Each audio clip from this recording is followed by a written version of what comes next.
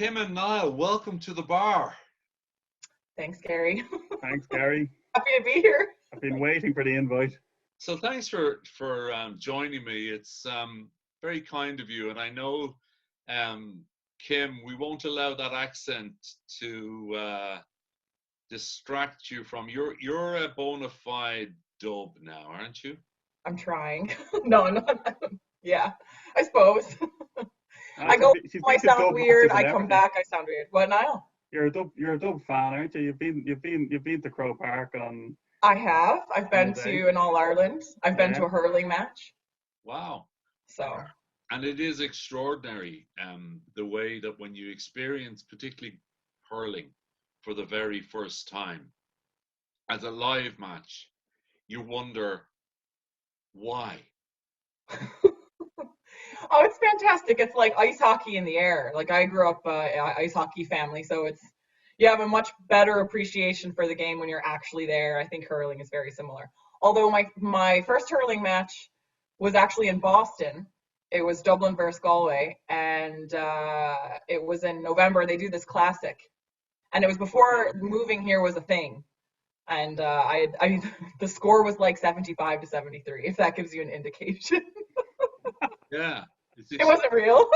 Sounds like they've been enjoying Boston for a while at those scores. Absolutely. But it's an extraordinary game, and it probably epitomizes part of what the spirit is of communities in Ireland, that it's completely amateur, and it doesn't have an awful lot of the spoils that you see with other professional sports. But the fact that you went to the game, it's extraordinary that the fans are nearly nicer to each other inside the ground than outside. Yeah. It's an amazing thing. So, as I say, you both work for Enel. So we were Enel X previously, which is a Boston-based company, which bought an Irish startup called Activation Energy. So that's the kind of the history to how an Italian company with no supply in the country came to be within work out in Dublin and the UK, and known as an Enel X, which works with industrial and commercial customers, really. So, Kim, are you really the big corporate girl coming in to keep an eye on the Irish guys? Is that the gig? That might have been me. Well, I've been here now 3.5 years. So I've been with the company for 5, did 2 years in Boston before moving over. And I probably was perceived as that when we were still owned by an American company. But maybe I'm still perceived as that now because my function reports up to Rome, the new headquarters. So there's a little bit of the police person in me. Okay. I suppose but generally no. I that's why I work so hard on the accent. Yeah, very good. And I have to say, we may not get an airing today, but you curse like an Irish person. Who, me? Yeah, I've traded. Oh, there you go. I've traded curses with you up a mountain in Wicklow, and you were able to hold your own. Yes, yeah. What had you cursing that day, Kim? Oh, it wouldn't have been the weather, or the weather, beautiful or the weather, or the weather. Well, both. Oh, it was a great day, a great Irish weather day, the best. It was, and the irony of it was that even though it was terrible and awful, a bit like what we're in at the moment, which is just hard to put into words, but when you look back and you've survived it and you think about it, actually the weather was so bad, it sort of added to I was there, we survived, we got our head around it, we planted 2,000 trees. And which leads me nicely into this question. How are you coping? You're both an awful lot younger than I am, so you have different challenges, but how are you getting on? We'll start with maybe Niall. Let's start with you with a young baby. How is that all working out? Yeah, at this stage it has kind of become, it's funny how you kind of do just adapt, and you kind of everything kind of has got into its own kind of routine. Like I suppose at the start it was a bit different, and then midway through my wife went back kind of from maternity leave, so that was a bit of a change as well. And your child is 10 months old. Oh, okay. Yeah. So he's up and starting to crawl about and all that, having a go at walking, and learned how to clap yesterday morning. Okay.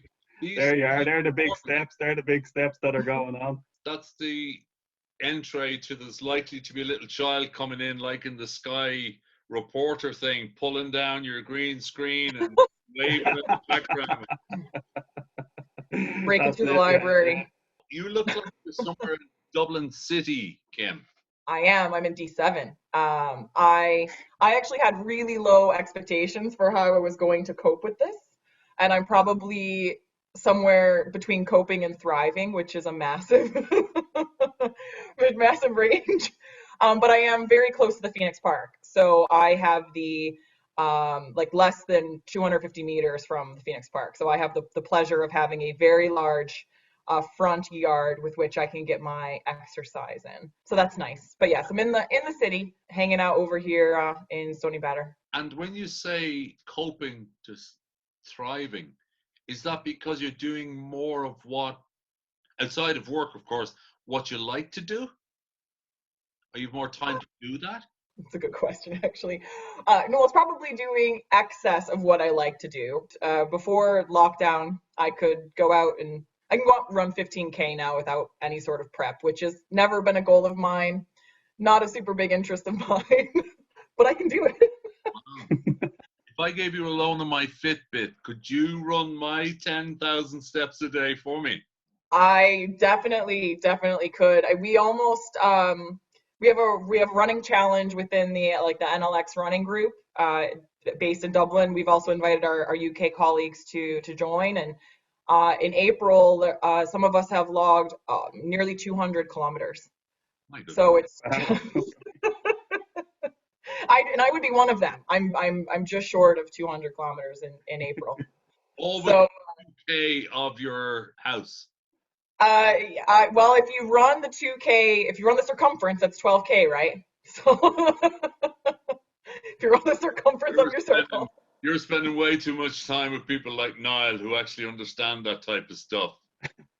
Engineers.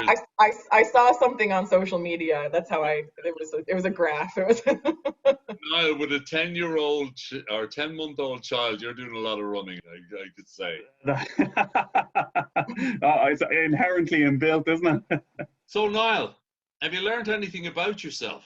I've learned lots. I've learned I have a big appreciation for barbers anyway at this point, but I suppose overall kind of learned adaptability, I suppose, just kind of surprised myself in terms of getting used to the kind of new normal during lockdown, and kind of how things have just become kind of a normal kind of daily routine.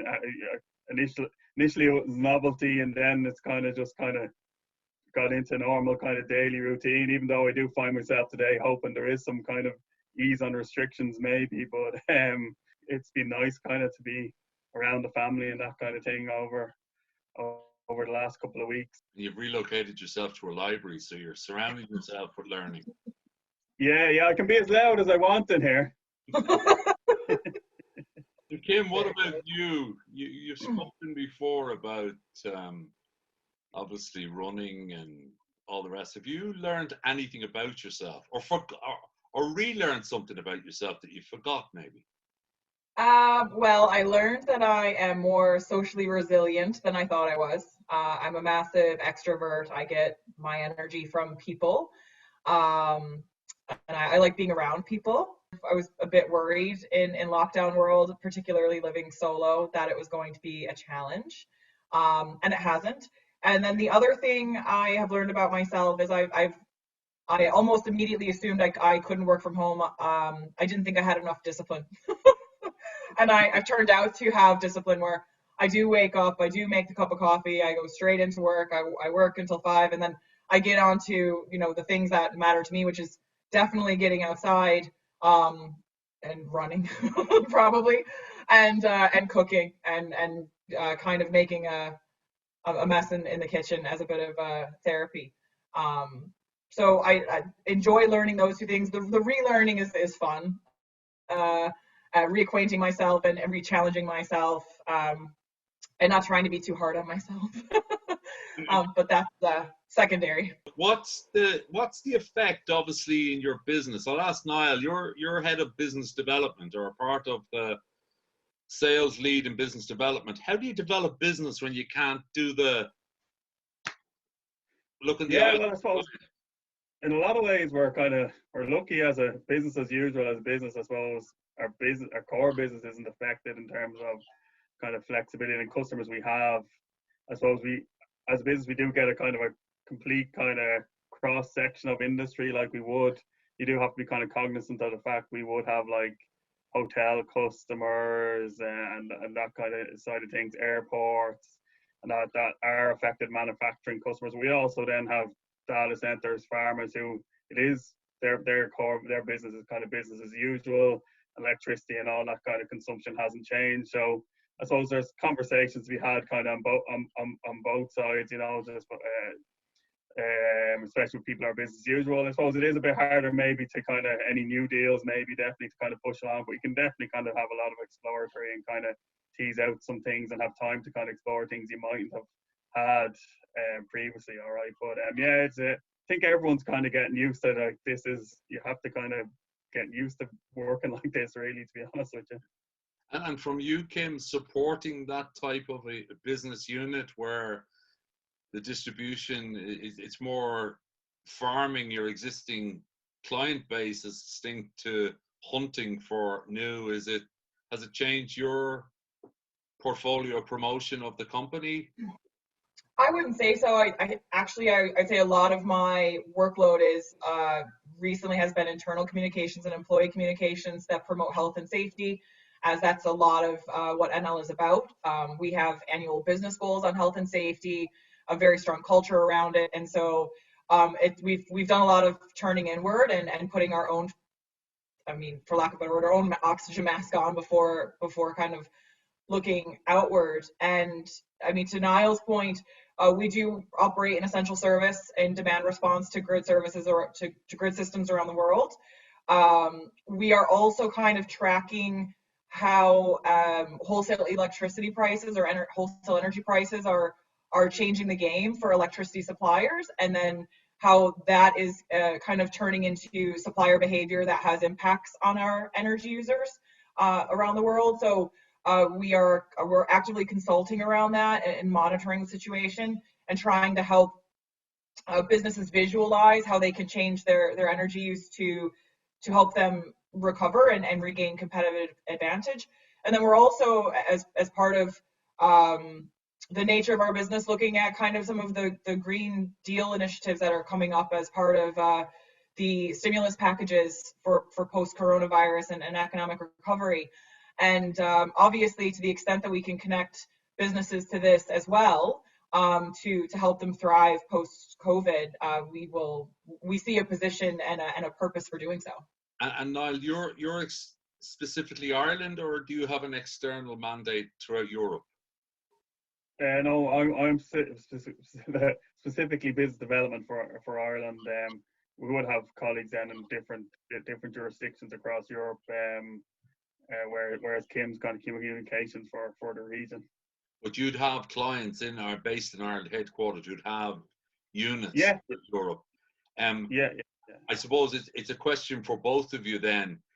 With such uncertainty, with all this financial stimulus, with oil going where we should be being paid at the pumps, not the other way around, is there any possibility that all bets will be off and everybody will go colloquial and look after their own little backyard rather than the holistic, which we were starting to move more towards, particularly with energy and the carbon reduction of energy and the distribution of the right renewables? Are you getting any early signs that's brought the community closer? Or are we likely to have all these splinter groups, does one think? Well, I suppose as Kim kind of pointed out, I suppose there like the clean energy packages and stuff from the EU, which does bring it all together. There is still a lot of like binding targets across EU countries, and I think the interesting thing to see is like during the kind of the fall in demand for oil and stuff, you've seen renewables become the dominant source of energy on grids, and it's kind of a peek into the future when kind of renewables do make up high percentage of the grids, how they're going to have to operate, and kind of how probably we'll need more flexible assets, and kind of, so it is kind of a little glint into the future, because in terms of like levelized cost of energy, like a lot of renewables are coming out miles ahead. So I think it's actually kind of a positive in terms of kind of looking to the future, and how I think we should kind of be developing economies and kind of looking forward, I would think. And the messaging around that, is that going to be a positive out of a very negative, Kim? I think what is going on is really unfortunate, and I think that looking forward is the way we should all go about it. My take on this question was a bit different, in that it's almost a little bit too early to tell. I think we're still in a place where we're actively watching and listening, and understanding how this will change us moving forward. For example, I imagine we've talked a lot about behavior change, and I imagine that a lot of people will be very keen to support their local businesses when this is done. So there will be kind of a communal turning inward. But I also think that there is a place for still a global economy, and to Niall's point, sustainability. We've seen cleaner air, we've seen cleaner water, and we've seen this in a very short period of time. And I think for some of us, it's a bit of a wake-up call in that regard as well. So I think we'll be somewhere in the middle of the scenarios, but it's really too early to tell where. And I'm a generally optimistic person, so my messaging out of this is going to be, we've learned a lot, and we can apply it moving forward. Obviously, so that history doesn't repeat itself. I think that's what we all aim to do in our lifetime, is learn and improve. A lot of what you say is so true, is that you should never stop making mistakes. Just don't continuously make other mistakes that were made before. And that old adage, as I say, I'm a few years older than you guys, but I've been listening to this thing of a picture tells 1,000 words for my life, and never was it more apparent than last night. I was watching the RTE news. Don't know if you saw it, but there was a fox with its cubs walking down Grafton Street, an actual urban fox. Last night, and saw 4 foxes. Actually saw 4 foxes. Yeah. Funny you mentioned that. It's extraordinary. Visualization of that at 6 o'clock in the afternoon.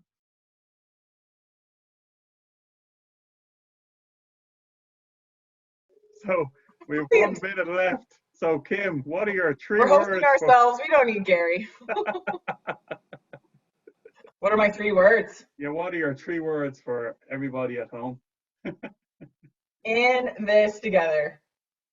And I went for What are your 3 words, Niall? Stay a very small at home, and take all of heed all government advice. Oh, can you see it? The library is still in the background. I think it's because you're. Oh.